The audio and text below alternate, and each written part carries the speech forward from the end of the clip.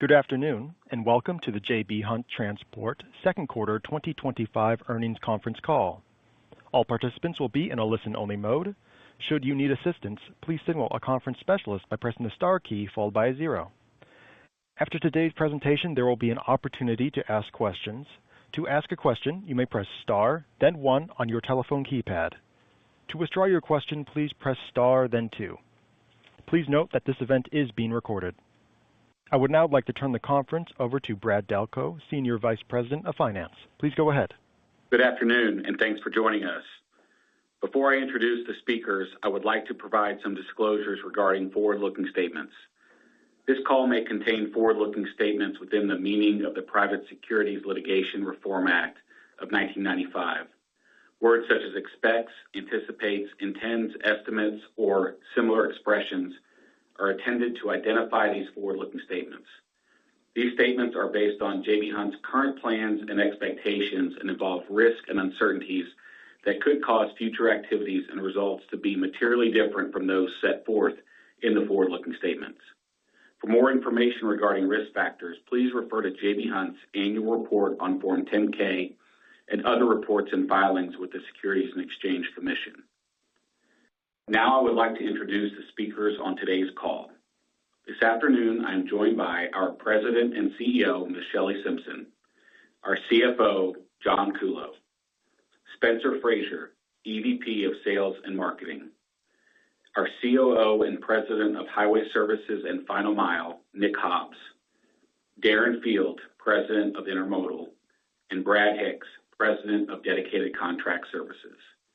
I'd now like to turn the call over to our CEO, Ms. Shelley Simpson, for some opening comments. Shelley? Thank you, Brad, and good afternoon. Members of the leadership team are here to dive into their areas, but I want to start by recognizing the entire organization for their hard work and ability to adapt to this dynamic market. I remain highly confident that our work is building a stronger company capable of capitalizing on meaningful growth opportunities ahead. We set out to accomplish this by staying true to our values, mission, and vision, and maintaining our focus on operational excellence, scaling into our investments in our people, technology, and capacity, and continuing to repair our margins and drive stronger financial performance, which remains a top priority. Service levels across our businesses are excellent, and customers have recognized us in both internal and external surveys. Our brand is strong in the market. Our excellent service is supporting our growth with both new and existing customers that will help us scale into our investments. Investments in our people have resulted in back-to-back years of record safety performance for the company and some of the lowest turnover metrics on record for our drivers. We have invested in technology to drive efficiencies in our business, and I have challenged the organization to think differently about our workflows and processes to drive even more. Finally, we have pre-funded our trailing capacity needs in Intermodal and are prepared to support our customers' future growth. These investments set us up well for our future. While we are preparing for future growth, we remain focused in the near term on repairing our margins and improving our financial performance. We expect the returns on our investments to match the strong and unique value we create for our customers. As you've heard me say, we remain focused on controlling what we can with our expenses in the near term without sacrificing our long-term opportunity, or said differently, preserving our future earnings power potential. Last quarter, we mentioned more work in the area of cost actions. Across the company, we launched an initiative to lower our cost to serve. John Kuhlow will have more details on this work, but at a high level, this effort is centered around doing more with less to support our future growth and get us back to our long-term margin targets. I have confidence in this team to lower our cost to serve and to leverage our brand and our scroll of services in the market. We completed Intermodal bid season with positive pricing for the first time in 2 years and continue to gain market share with capacity to grow more. Our dedicated business remains resilient, and with the fleet losses subsiding, we're excited to return to fleet growth in this business. We have a solid model in JBT and FMS with significant growth opportunities we are going after. Our brokerage business still has work to do, but progress is being made to further right-size the cost structure while growing with the right customers and freight. Market dynamics remain uncertain, but we will stay disciplined in our actions and maintain a position of strength. We have exceptional service levels, a rock-solid balance sheet with minimal leverage, and available capacity at the ready for future growth. We will continue to focus on the long term while taking steps in the near term to improve the return profiles of our business, all with the same mission to drive long-term value for our people, customers, and shareholders. With that, I'd like to turn the call over to our CFO, John Kuhlow. John? Thank you, Shelley, and good afternoon, everyone. I will review the second quarter, provide some details on the lowering our cost to serve initiative, and give an update on our capital allocation. As a general overview and consistent with recent quarters, our results for the quarter highlight the strength and resiliency of our business in the face of a challenging and unpredictable environment, generating over $225 million of free cash flow in the quarter. While we continue to focus on operational excellence, driving productivity, and managing our costs, inflationary pressures, primarily in wages, insurance, both casualty and medical, and equipment costs more than offset those efforts and weighed on margins versus the prior year period. Starting with second quarter results, on a consolidated GAAP basis, revenue was flat, operating income decreased 4%, and diluted earnings per share was less than 1% below the prior year quarter. The declines were primarily driven by inflationary cost pressures across the business, notably in casualty and group medical claims expense, and higher professional driver wages and equipment-related costs. These were partially offset by productivity and cost initiatives and a 5% lower average diluted share count versus the prior year period. While the recent tax bill remains under review, we continue to expect our tax rate to be between 24 and 25%, and likely towards the higher end of that range. Regarding costs, we have been managing costs aggressively since the freight downturn began over 3 years ago. We've managed headcounts through attrition and performance management, driven productivity in our operations, and eliminated discretionary spending that ultimately wouldn't jeopardize our future earnings power, nor our ability to capitalize on growth opportunities. Earlier this year, we challenged ourselves to do more in an effort to accelerate improvement in our financial performance, create greater operating leverage for the company when market dynamics turn, and help support our future growth. Each executive focused on one or two of a total of 14 different areas across the business to identify opportunities to lower our cost to serve. The results of this initiative resulted in $100 million of identified annual costs to eliminate. These costs fall across 3 main areas: efficiency and productivity, asset utilization and technology, and engineered process improvements. And we are not done. We continue to expand on these initiatives and will provide updates on our progress in the quarters to come. While some of these benefits will be realized this year, most will impact 2026 and beyond. I'll wrap up with a quick update on our capital allocation and priorities. For 2025, we are now expecting net capital expenditures to fall between $550 and $650 million, effectively tightening the range compared to our prior view of $500 to $700 million. As previously discussed, we have pre-funded much of our future growth and capacity needs, so our capital spend this year is primarily for replacement and what success-based needs we have in our dedicated segment. Our balance sheet remains strong, in line with our targeted leverage of 1x trailing EBITDA, and we continue to generate strong cash flow and expect this to continue. Our primary use of cash has been managing our leverage and returning value to shareholders through our dividend and repurchasing stock. We remain focused on deploying capital to generate the highest returns for our shareholders. During the second quarter, we repurchased $319 million of stock, which is a quarterly record for the company. This concludes my remarks, and I'll now turn it over to Spencer. Thank you, John, and good afternoon. I'll provide an update on our view of the market and some feedback we are hearing from our customers.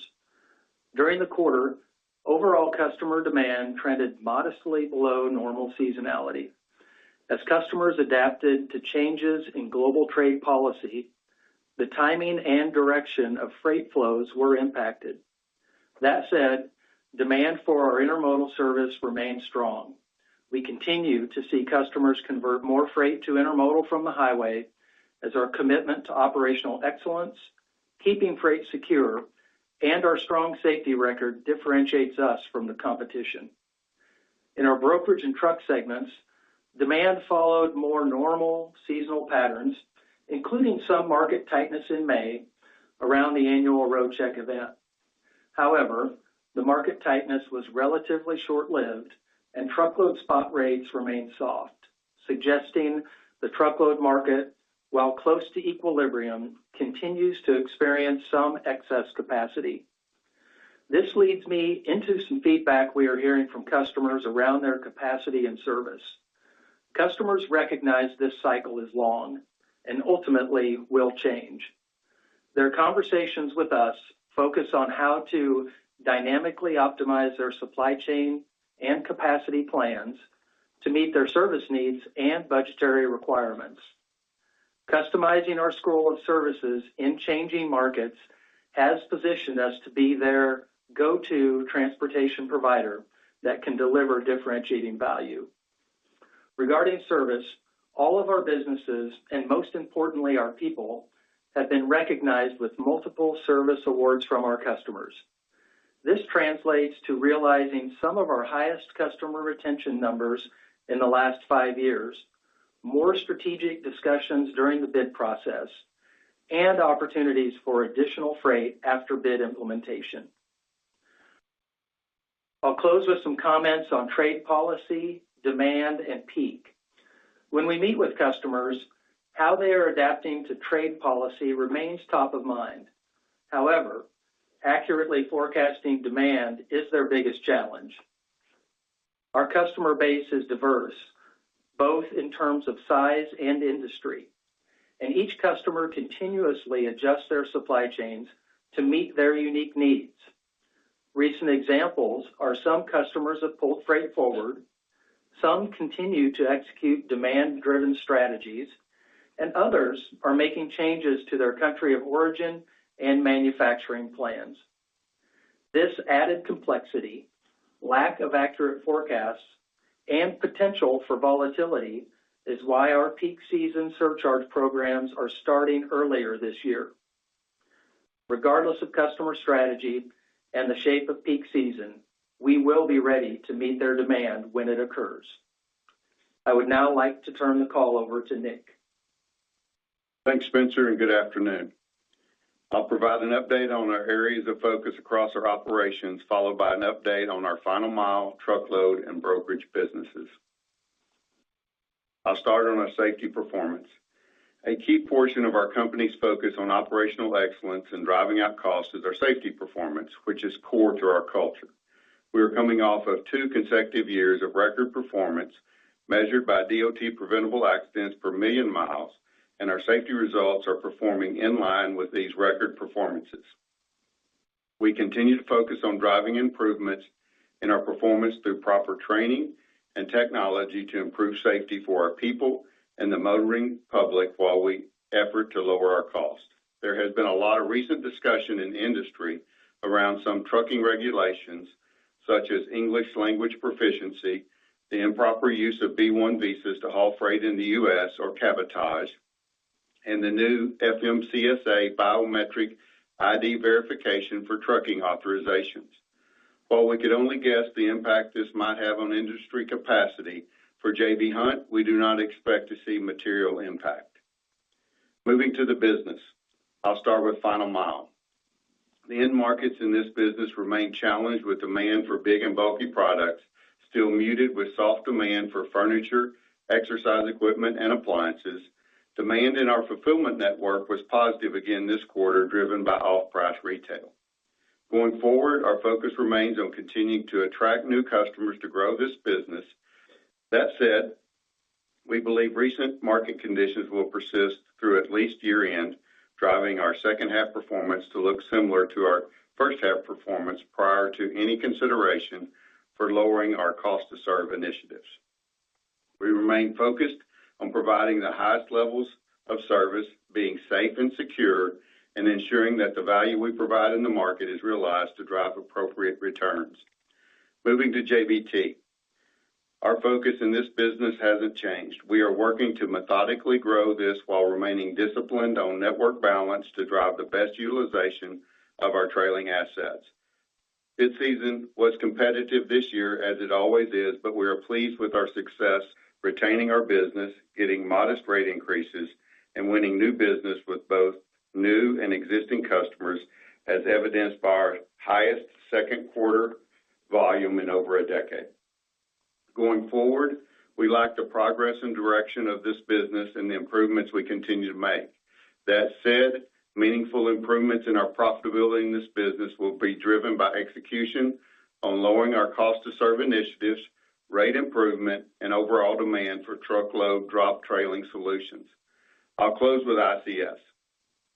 During the second quarter, we saw fairly stable volumes and seasonality. The truckload market tightened around road check and felt like it remained tight a little longer than usual, which compressed our margins in May. That said, spot rates did soften, and we saw margins expand again in June. We are over halfway through the bid season, are pleased with the awards so far, with rates up low to mid-single digits and winning volume with new customers. Our focus here remains on profitable growth, targeting the right customers where we can differentiate ourselves with service while also diversifying our customer base. Compared to the second quarter last year, we've seen our small to mid-sized customer growth up 25%, which remains a focus, and our customer retention rate is near record levels. Going forward, we will remain focused on scaling into our investments while continuing to make improvements on our cost structure and our productivity. With that, now I'd like to turn the call over to Darren. Thank you, Nick, and thank you to everyone for joining us this afternoon. I'll review the performance of the intermodal business and give an update on the market and our areas of focus. I'll start with intermodal's performance. Overall, demand for our intermodal service was strong, and the business proved to be quite resilient in the face of a lot of uncertainties presented at the end of the first quarter. Volumes in the quarter were up 6% year over year, and by month were up 11% in April, up 3% in May, and up 4% in June. As it pertains to mix, our Transcon volumes decreased 1% during the quarter, and Eastern volume grew 15%. We want to continue to highlight the strength of our Eastern network volume growth. We compete more directly with truck in this market, and yet with low truck rates and lower fuel prices, we continue to see customers convert highway freight to intermodal. This is a result of our combined strong service levels with our rail providers and how that translates into an attractive and valuable cost-saving alternative to truck for our customers. As we wrap up our 2025 bid season, I will remind you of our three-pronged strategy and provide some feedback on our performance. First, we wanted to focus on balancing our network, eliminating the cost to move empties, and more efficiently utilize our trailing capacity. I believe we were most successful in this area of our strategy. Second, we wanted to grow with both new and existing customers. This growth is not just volume on an absolute basis, but share of wallet in converting customer freight from the highway to intermodal. I believe we were also quite successful on this strategy while remaining disciplined with our pricing. Finally, we needed to get rate to help repair our margins and cover our inflationary costs. To be fair, I don't know that we ever get as much as we want, but I would say we underperformed our expectations in this area. To be clear, we believe our overall book of business did reprice modestly higher year over year, as we did achieve increases in our head haul lanes, partially offset by pressure in the backhaul lanes. We believe the results of this bid season, combined with our lowering our cost to serve initiatives, can stabilize our margin performance and can be supportive of modest improvements going forward. As a reminder, Q3 is typically the first full quarter that reflects the collective work of our bid season and will be with us through the first half of 2026. During the second quarter, we announced the launch of our Quantum service in Mexico. We have been growing this service-sensitive offering in the United States and are excited to bring this product to Mexico with our rail providers. Mexico has been the fastest growing channel at J.B. Hunt, and we continue to see a long runway for growth in this market for many years to come. In closing, we remain very confident in our intermodal franchise and the value we provide for our customers. Our service levels are high, customers trust us, and we have both the capacity and capability to grow well into the future. We believe our performance continues to lead the industry while maintaining a heavy investment in capacity to support our future growth. I'd now like to turn the call over to Brad. Thank you, Darren, and good afternoon, everybody. I'll provide an update on our dedicated results. Starting with the quarter, at a high level, I believe our second quarter results were very strong, particularly in light of the prolonged, challenging freight environment. We believe this is a testament to the strength and diversification of our model, the value we create for our customers, and how we drive accountability at each site and customer location. As a result, we continue to see good demand for our professional outsourced private fleet solutions. During the second quarter, we sold approximately 275 trucks of new deals.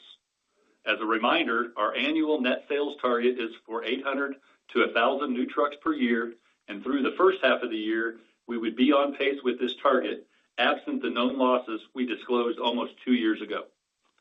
Encouragingly, our sales pipeline remains strong as our value proposition in the market remains differentiated. As I just mentioned, we have had visibility to some fleet losses that we anticipated to wrap up during the second quarter.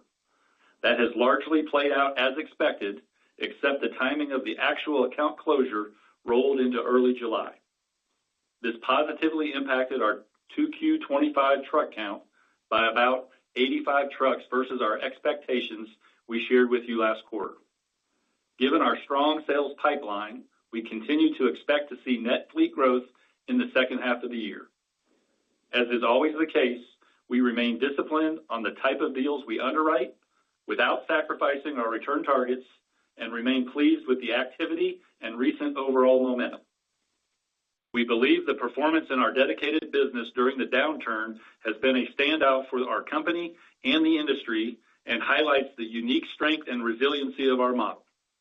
We have a diverse customer base both by industry and geography, with managers on site with our customers executing their outsourced private fleet solution. We have great visibility into the financial performance of each account, which provides a high level of accountability at each location. Going forward, we continue to expect to see some modest fleet growth in 2025, but the timing and magnitude of our net adds could impact our prior expectations for modest growth in operating income this year compared to 2024. This is a result of us typically incurring some startup costs when we onboard new business. We view this favorably, and this sets us up well to continue on our growth trajectory into 2026 and beyond. Our business model and value proposition are differentiated and continues to attract new customers despite the challenging market, and we are very confident in our ability to compound our growth over many years to further penetrate our large addressable market. With that, I'd like to turn it back to the operator to open the call for questions. We will now begin the question and answer session.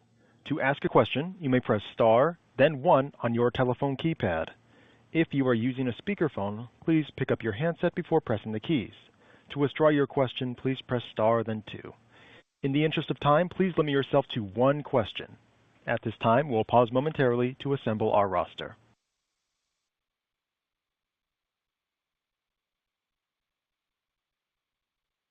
And your first question today will come from Jon Chappell with Evercore ISI. Please go ahead. Thank you. Good afternoon, everyone. Darren, when I tie together a lot of your comments, mostly on the last part on the bid season, underperformed expectations in this area, but still up modestly year over year, what you've done in the East and the share gain you've had there, and then the mix offset there. When we think about the revenue per load cadence for the next 4 quarters, like the cake is baked in the mid-26, Does the rest of the year and early next year look like 2Q, or is there anything that can really change the dynamic of that driver? Sure. Well, certainly mix can play a big role, and there's a lot happening with mix right now. When you heard the result in the second quarter being -1% in Transcon, but +15% in East, I don't consider that a seasonally normal kind of mix result. I don't even consider that really the result in the bid cycle. It's as much of a reflection of some of the customer noise around tariffs and imports and all things affecting what's happening now. Core pricing being slightly positive. I mean, that is essentially the result of what I will call the 2025 pricing cycle. We will begin preparing for pricing discussions and plans for 2026 capacity with our customers as the remainder of the year goes on. And we will be closely watching the highway market and trying to adapt. Traditionally, Intermodal has been a little bit of a laggard to the truck market. We're going to be watching closely as we get through the end of this year and into next year for signs that the highway market is changing, and Intermodal is going to want to keep up faster. Will remain to be seen if we can do that, but that'll certainly be an effort we would want to undergo. Hey, John, this is Brad Delco. I'll add a little bit to that. I think you and hopefully the rest of the audience heard us speak during the quarter at conferences. You know, we were talking about mix changes and the impact that would have on yield and revenue per load. And I think for the first time, we were very transparent with our expectations on where this bid season would land and sort of hinted we thought flat to maybe slightly up, and we landed slightly up with kind of pure price. You did see in the quarter our revenue per load or yield fall both sequentially and year over year. And on, let's call it relatively similar volumes versus first quarter, we saw 30 basis points of sequential margin improvement in Intermodal. And I think the point I'm trying to make here is, you know, we have been obviously working very hard on cost initiatives and driving productivity and efficiency. But I think that there's this idea out there that revenue per load is the end all be all, and that there are other drivers of margin performance. And I think we just, you know, at least put some evidence behind that in the quarter. So hopefully that helps. Appreciate it. Thank you. And your next question today will come from Chris Wetherbee with Wells Fargo. Please go ahead. Hey, thanks. Good afternoon. I wanted to ask about the $100 million of cost that you guys have talked about. I guess maybe first question, is that separate than the $60 million I think you guys have talked about in the past in terms of you know, capacity opportunities? And then as you think about the breakdown within the segments or maybe the cadence of that dropping through, can you sort of give us a little bit more detail on how you see that playing out maybe through the rest of 25 and beyond? Yeah, sure. Hey, Chris, appreciate the question. You know, as far as what we've communicated previously, what we had talked about is that the realization of what the excess equipment that we have in our segments is what that pressure is on our margins. And so the $100 million is really a continuation of that work. We are going to, some of the items that we've identified in the $100 million that we've quantified will help address some of that issue. So there is, as we mentioned, asset utilization is a big part of that. As far as providing more detail on the segment, so we're not going to give how these numbers play out within the segments, but I think it's logical for you and the others to assume that these savings, these cost reductions will be proportionate to the level of spend that we see within those segments. And then you give some weight to how each individual segment is progressing towards their margin targets. So dedicated is a little closer to the stated margin target, but they also have a large area of spend in the organization. And so they're going to share in a fair proportion of the $100 million that we've identified today.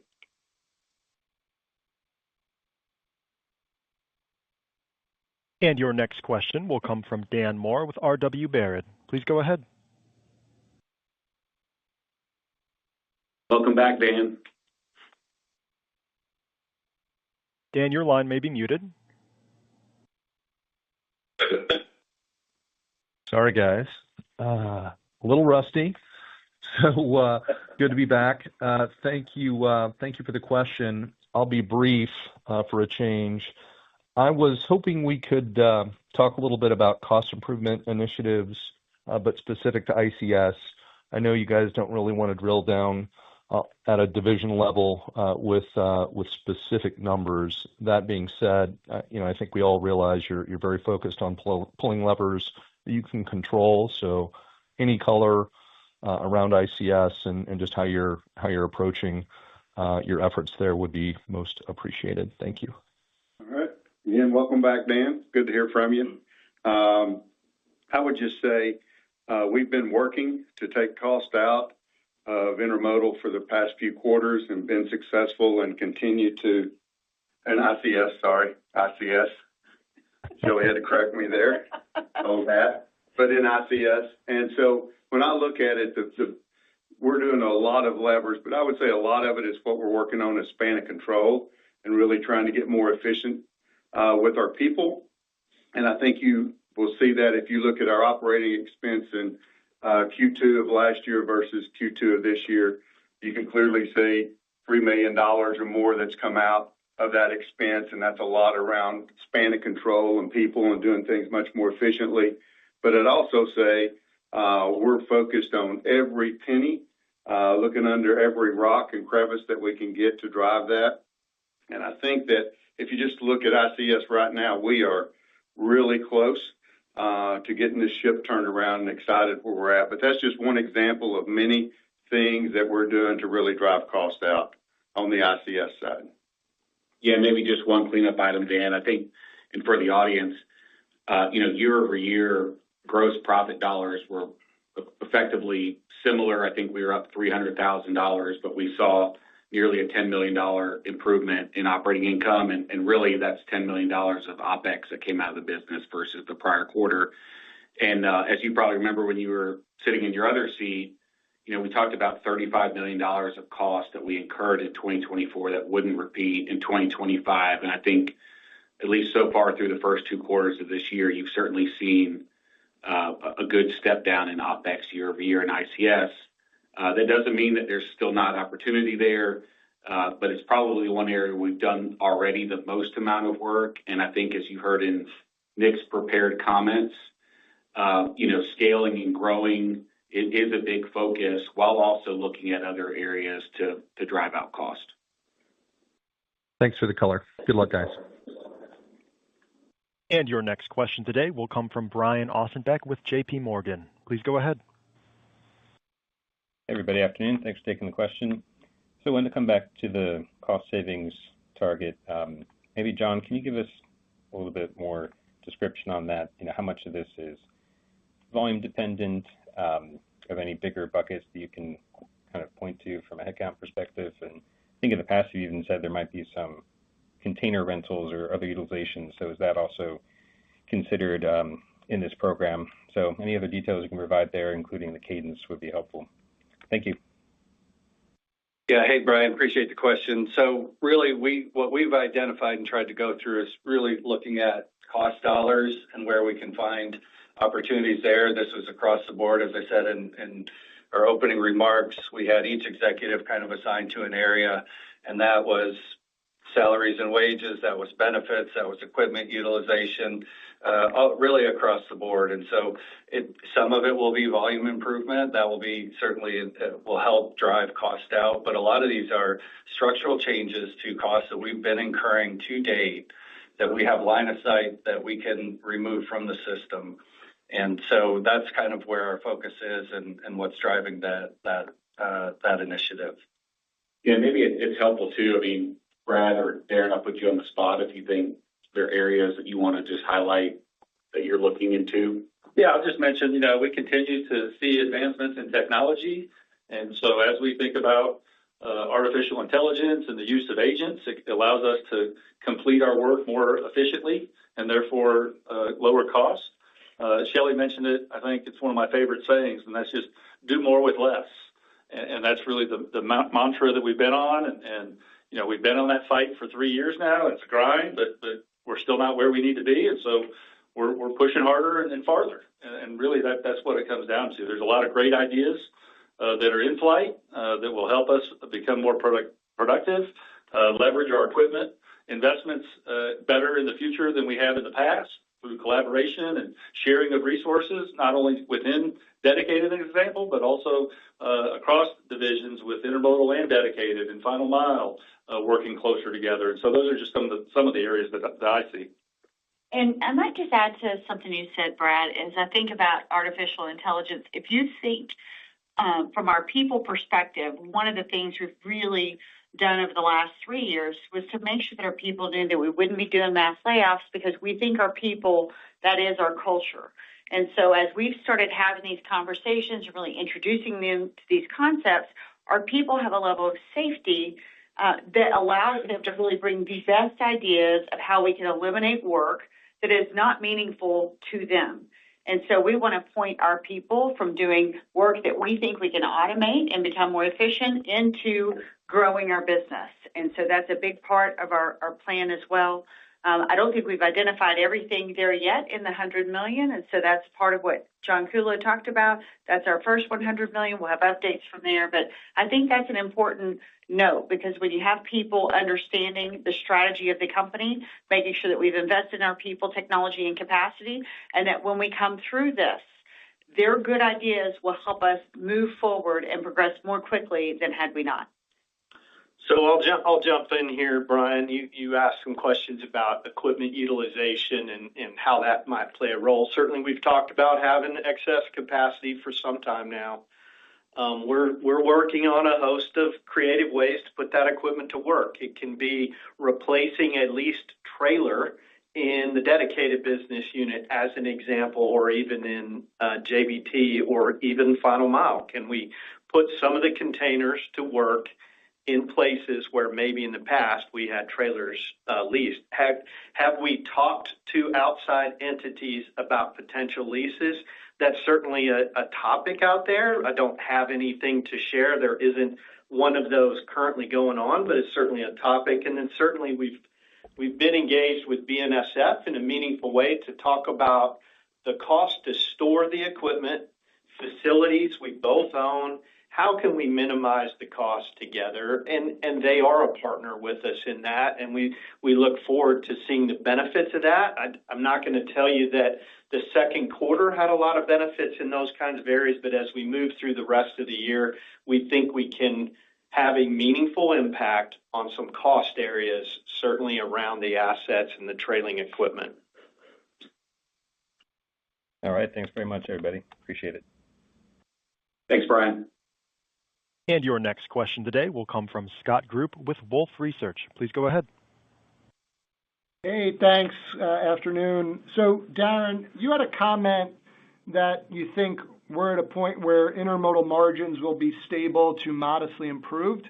And I guess I just want to understand that a little bit more. Is that a sequential comment? Is that a year-over-year comment? I guess ultimately what I'm trying to understand is, you're doing something with cost.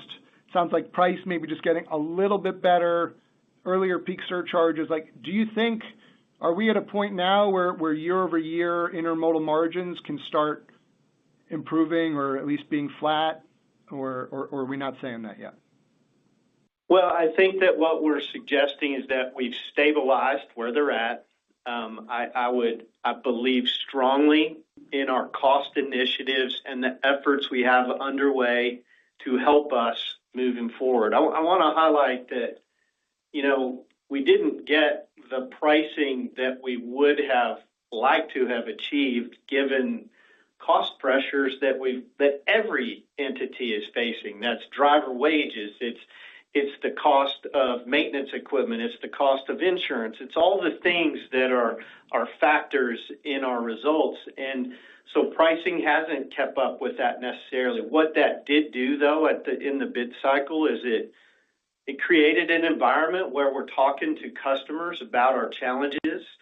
And I think together we have found, not in every instance, but in some instances, we've found where customers are working with us to find new ways to flow new flexibility into our drayage operations to where we can drive better driver productivity, certainly drive out empty miles from time to time. I mean, these are all ways that we're attacking our margin. And I just want to make sure that the investor group doesn't believe that the only path to margin improvement at J.B. Hunt is from price. It is a necessary factor to fully repair our margin, but growth and cost control are also big factors that can help us. And I would probably take growth, cost takeouts or cost efficiencies, and then price as kind of equal parts of our mission back to at least a 10 margin. And that's an important element for our investors to watch. And we believe as we move forward, we can achieve sequential improvements in what's going on with our margin. So just if I can, I want to make sure I'm understanding. Are you suggesting we don't need to wait until the back half of next year and another year pricing to get margin improvement? We can get there before then. Is that ultimately what you're trying to say? Hey, Scott, I'll take a stab at this. I think we were very intentional with what we put in our prepared comments, as we are each and every year. I think it is an important and also a pretty big statement for us to say, hey, we think we've seen stabilization in our margins in Intermodal based upon our executing on our cost to serve initiatives and based upon what we're able to achieve in the bid process. And I think we've been clear and transparent there, particularly with, hey, we have seen rate improvement in our head haul lanes. And we've also tried to explain why there's a lot of value in balancing the network. And we talked about, hey, seeing some improved balance can move margin tens of basis points. But, we've been facing headwinds on price for 2 years, and I think our margins have held up well. We are finally at a point where we have just a very, very small tailwind to price, not nearly enough to compare where inflationary costs are. But if you take what we've shared on what we think we could achieve on lowering our cost to serve, plus a little bit of help on rate, yeah, we've said we think we can stabilize our intermodal margins, and this can be supportive of some modest improvements. And I would say that's from where we are today. Thank you. Again, please limit yourself to one question. And your next question today will come from Daniel Imbro with Stephens. Please go ahead. Yeah, hey, good evening, everybody. Thanks for taking our question. I'll ask a non-intermodal one here. I guess, Brad, you mentioned in your prepared script the dedicated customer loss trickled here into July. I guess that helps fleet count in 2Q. Was there any benefit on margin in 2Q as we think about maybe you maintained that higher margin business longer than you anticipated?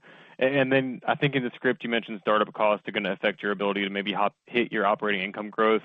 Any more color you can share there? Or is there anything anomalous about these startup costs or how long they should maybe be a drag on margin before you see that recovery from this new business and fleet growth? Thanks. Well, thanks, Daniel. I'll start with the back half of your question. As we get deeper in the year, the comment was really just a reminder that as we have growth in Q4, that always is a drag for us. When we have that growth in the first half of the year, we can outrun the startup cost and investment by getting to profitability. Typically, we talk about that being in the third or fourth operating month. And so just based on the way this year's played out and the way we see our growth getting back to the net growth in the back half, it likely will have some degree of drag on it. As it relates to the small carryover on the known losses, did that have a positive or material impact on our Q2 profitability?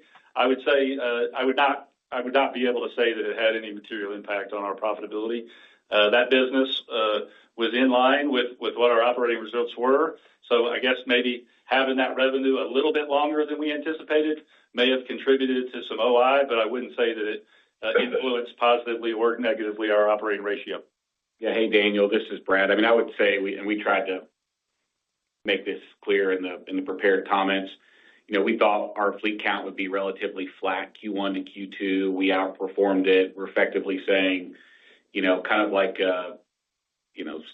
just the timing of literally a couple days is the difference of what we reported in terms of ending truck count versus maybe what it looks like today. And so literally just a couple days extra with that account on the books made that number just look a little bit off from what we shared with you guys 3 months ago. Great. Appreciate the detail. And your next question today will come from Jordan Alliger with Goldman Sachs. Please go ahead. Yeah, hi. I know customer uncertainty around forecasting demand in the second half is still a challenge, but peak season's coming pretty quickly.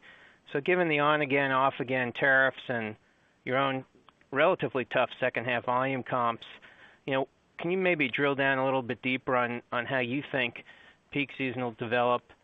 Can you get positive volume growth? And do you see more mix shifts around that Transcon versus East Coast? Thanks. Yeah. Hey, Jordan, this is Spencer. Thanks for the question. As I mentioned in my remarks, every one of our customers is unique, and specifically in how they've adjusted to changes in trade policy. Some stayed the course, some paused certain items, some pulled inventory forward, and really all of them longer term are considering their sourcing strategies. And that makes for a very dynamic forecasting challenge for them and for us. And so, to your question, the size, the shape, the duration of peak, that's going to be different for every customer. And that's also really why we implemented our surcharge early this year.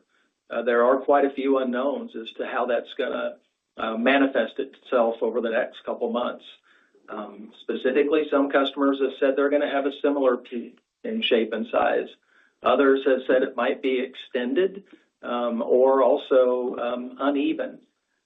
So that presents a very large challenge for them and also for us as we're staring at the next couple quarters. But it's also why we wanted to be in a position to make sure that we were going to be ready with our people as well as our equipment, that whenever that demand does occur over the next few months, that we can serve them. And so we're very confident in that part and focusing in on our operation. And so whatever the volatility is, we're going to be ready to take care of that business when it comes in. Thank you. You bet. And your next question today will come from Bascome Majors with Susquehanna. Please go ahead. Last year, you repurchased $550 million worth of shares. That's the most you had done since 2007, I believe. And this year, halfway through, you're at roughly the same rate you did last year. Can you talk a little bit about the opportunism and just access to cash with CapEx falling down, the opportunism, and we see long-term value in a stock where it's trading today, and is there maybe a structural rethinking about how to use cash with the buyback versus other uses longer term? Thank you. Hey, Bascome, this is John. And, there really hasn't been any change in the way we approach our capital deployment. Obviously, we want to reinvest in our core businesses, and traditionally that is through our revenue equipment purchases. As we talked about, we have pre-funded a lot of those investments, and so we're the current environment. We do have, as I mentioned, strong free cash flow, and we have used that to repurchase our shares, mostly from an opportunistic, just looking at the value of our stock, multiple relative to S&P, RSI. I mean, we look at all those factors when we think about how we repurchase. But bottom line is we want to continue to maintain our dividend. We want to maintain our leverage. What we're targeting right now is at 1x EBITDA. And so to the extent we have free cash flow, we will, again, take a look at opportunistic possibilities for repurchasing stock. The one thing I would say is we did earlier this year, we renewed some of our senior notes. We do have some coming up early next year. And so we're looking at that and really feel like we're in a healthy spot with respect to our cash flows. We don't see deterioration in cash flows from operations. And so we're going to continue to use that methodology on how we think about when we repurchase. Thank you. And your next question will come from Ken Hoexter with Bank of America. Please go ahead. Hey, great. Good afternoon. So you talked about not seeing pre-shipping, the last couple quarters, and now Transcon volumes are declining 1% with the pause in shipping. Eastern volumes up 15%, but now you're ending the 7% down comps from a year ago. So maybe can you describe the market backdrop now? And I guess in that vein, you noted peak season surcharge programs are starting earlier this year. So thoughts on how that flows through to yields versus normal seasonality? Yeah, sure, Ken. This is Darren. So I think that over the last several quarters, when a lot of the commentary was about a pull forward of inventory, we didn't have a lot of customers telling us that's what they were doing. We continued to look to our customers for as much forecasting and feedback as we could get about what to expect, what to anticipate. I think our customers did the best they could and gave us the information available. I don't think anybody was hiding anything. It was difficult for our customers to see, and we were able to execute on their behalf. As the second quarter went on, we did see some changes in the way the Transcon volumes were flowing. And so, I would think you all can see some of that in IANA data, and you'll begin to see that, I would anticipate, in the industry. And so there began to be a lot of dialogue about, well, there's going to be a surge coming, and maybe it will come earlier. We did have a handful of customers that said, hey, I might have extra business in July. We had many customers say, I'm going to have the same peak I had last year, for example. And so you began to hear a host of different thoughts about that. And we just wanted to build a plan, not be caught by surprise, and frankly, not be forced to take on cost that was essentially a peak-like event that our shareholders don't deserve to take on that cost. And we built a program for our customers. Now, obviously, if they don't surge, they won't pay for excess capacity, and that's how we've shared that. And so we're trying to be prepared. We're trying to highlight our capabilities. We're trying to organize our own teams with our capacity and be ready. The last thing our industry can do is fail this shipping community at a time when demand upticks. And BNSF and J.B. Hunt are jointly aligned in being prepared for the next uptick in demand. And I think that that's what we're trying to highlight, that we're out there ready to do. So as we move forward, I don't know what to tell you in terms of forecasting Transcon volumes. Certainly, we can all see ocean vessels are bringing more cargo in through California today than they were several weeks ago. And traditionally, that translates into domestic intermodal at some point. And so we'll have to wait and see, but we're prepared to help our customers whenever they need it.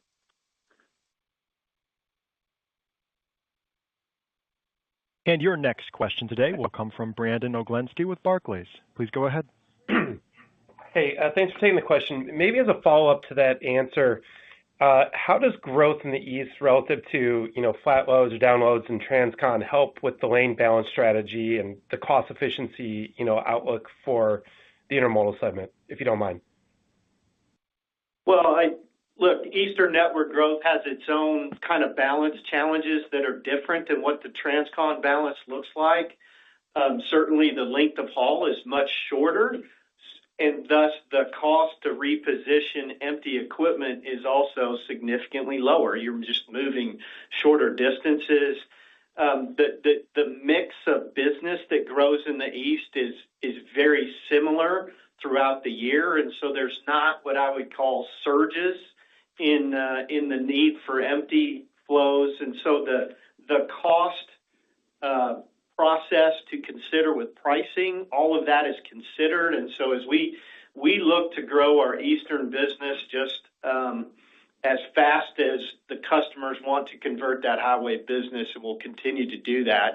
It certainly just doesn't put the pressure on the empty repositioning cost in the same weight as what Transcon can.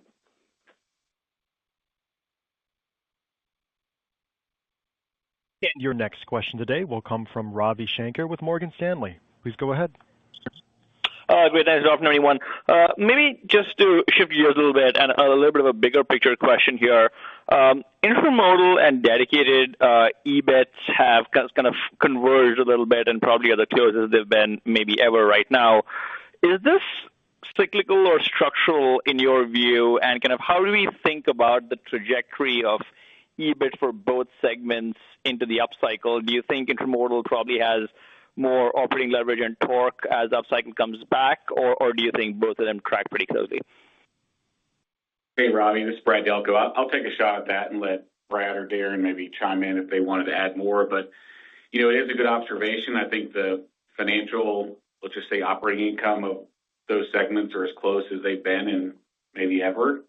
And I think it's really a function of, probably more the cycle and where we are. I mean, clearly dedicated margins are, they're off from the publicly stated margin target range of 12 to 14, but not that far off. Clearly, we're a little bit further off from the low end of our margin target range in JBI. So I think there's some more cyclical dynamics there, but I think there's been very strong secular trends in dedicated, and I think you've seen consistent performance there. We've highlighted why we think our model is strong, resilient, and also unique in terms of how we think about dedicated versus how we think the broader market talks about their dedicated business. And so good observation. Obviously, we like both of these businesses. I'll let Brad and Darren add anything more that they would like to that. Well, I'll just start with Intermodal. Certainly, we pre-funded capacity for growth that we haven't achieved yet. It is absolutely our expectation and our plan to continue to grow into the intermodal excess capacity that we have today. Brad and I have known each other for a really long time, and I've always said the race between dedicated and intermodal is going to be fun. I don't know that I ever think that there's a winner or a loser in that. We enjoy kind of the internal competition of that, and I'm well aware that dedicated is right on our heels. I'd just say to Darren's comment, we do have some fun with the competitive nature that we have here at J.B. Hunt, but we want to win all across the board. And so, I'm closer to my target ranges, but I'm not there yet, so I'm driven. And all the initiative work that John Kulo mentioned earlier, I think that we can get back in our range in the near term. We're that close. I'm really proud of the team, the results that we have, operational excellence, whether it's safety, driver retention, our entry rates. We've touched on some inflationary costs, predominantly in the buckets of insurance that we're trying to outrun with efficiency gains and with productivity improvements, but really proud of my team. But no, we want to win across the board at JB Hunt. And so if Darren's at his target range and I'm at my target range, then we'll arm wrestle to see who can be the biggest when the music stops. Good luck. May the best segment win. And your final question today will come from Tom Wadewitz with UBS. Please go ahead. Good afternoon. So I know you've had quite a bit on the cost side, but I wanted to ask one more. I guess people think about the cost initiatives as, sometimes being a gross initiative. You take that out, but you're going to have to, offset inflation. I understand you have, significant moving parts that drive operating income, how much price you get, what you get on volume. But, at a high level, should we think about this $100 million program in 2026 as being a net impact to EBIT? Should we, you think you'll look back at this and say, look, this really gave us another $100 million on top in terms of EBIT? Or is it more appropriate to say, hey, this is a gross thing and there are a lot of moving parts that, might be tougher to kind of see that clearly in the numbers when we look back? Thank you. Well, I mean, I think, Tom, hopefully I would like the audience to take into consideration, Hunt typically doesn't step out on a limb and throw out numbers. We have been very thoughtful, put a lot of work into this, and we said over and over again, this is a saving culture. I mean, we said the $100 million is the start. These are things that we've identified. Does that mean over the next 12 months we don't anticipate to see inflationary cost pressures, that some of this work won't help us in overcoming those inflationary cost pressures? I mean, I actually think you see a lot of that in the results of Q2. I mean, everyone can see that our revenues were effectively flat year over year. I think, we were off $500,000, and our operating expense was up $8 million year over year. And if you look at insurance and claims, and I'll go ahead and share group medical, we're up $21 million just in those two areas. And so with good growth in JBT and good growth in Intermodal, we're doing more, and excluding those two items, our operating expenses are actually down year over year. So I think the organization has done a really good job managing costs. Do I have a perfect crystal ball as to what inflationary cost pressures are going to look like over the next 12 months? No, I don't, but I do know that we feel very strongly about executing on $100 million of costs that we feel like we can take out. And my hope is that it will be very noticeable to our shareholders, that they'll see improved performance because of the additional efforts that we've put at identifying and going out and tackling these costs moving forward. Kulo, I don't know if you want to add anything more. Yeah, I think you said it great. We, as Brad mentioned, frankly, our number is actually higher than the $100 million, but we want to maintain our credibility with investors. And when we say we're going to do something, we want to have high conviction that we can have success in achieving that. And so it's not simply taking the $100 million and removing it from our OpEx, and you can forecast what next year's operating expenses will be. But we have identified $100 million as we sit today, and more work to come, of costs that we can remove from the system. There is going to be continued inflationary pressures in probably all of our cost items. But what we are doing is working on the costs that we can control, and we've identified areas where we feel highly confident that we can be on a better path to improving our margins.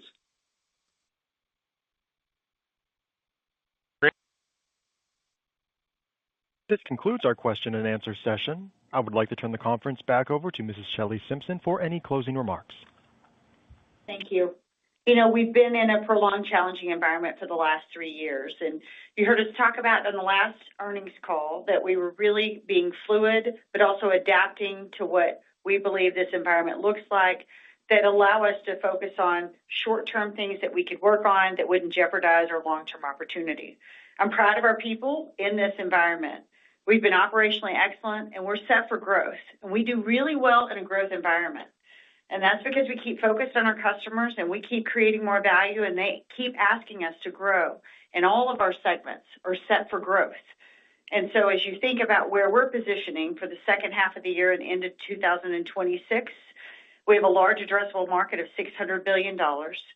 We're at the highest level of service and customer sentiment across all 5 of our segments. And we have the people, technology, capacity for the inflection occurs.